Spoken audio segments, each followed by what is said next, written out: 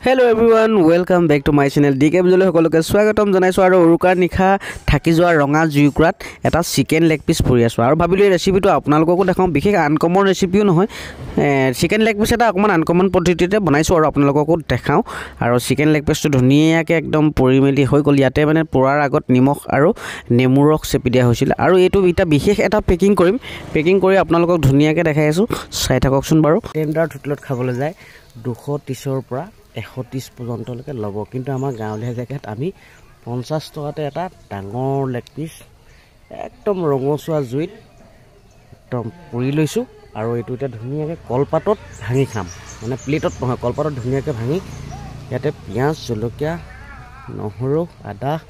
আৰু ধনিয়া দি ধুনিয়াকে খাম গতিকে আৰু এইটো লৈ যাম এতিয়া পেকিং কৰি কলপাতত ঘৰলে তাৰ পাছত তাতহে বাকিবিলাক বস্তু লগামগে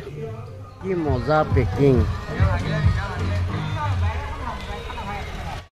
আৰু এইটো গৰমে গৰমে এনেকে পেকিং কৰি অনা এটা কথা আছে যেটো কলপাতৰ এই মেৰণিটো মানে ভিতৰত যি বাকিকন যি হাৰ্ডিলৈকে মানে সিজিবলৈ বাকি আছে সেইকন ধুনিয়াকে সিজি যাব আৰু এইটো ঠাণ্ডা হলে আমি খুলি আৰু এইটো লেগ পিস চাহৰ লগত খাবলৈ নাই না দেই এটা মানে ঠাণ্ডা হ'বলৈ হে দিছো এতিয়া খাম চাহ এইটো কি পিঠা এয়া তিল পিঠা খাম ফাইনালি খোৱা টাইম টেবল হৈ গ'ল একদম ধুনিয়াকে পেকিংটো খুলিব লাগিব এনেকে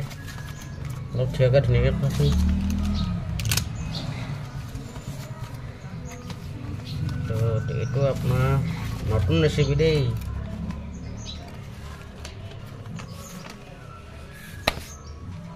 একদম গৰমৰ ভাপত সিজি হেৰি হৈ আছে ইমান ধুনিয়াকে সিজিছে চাওক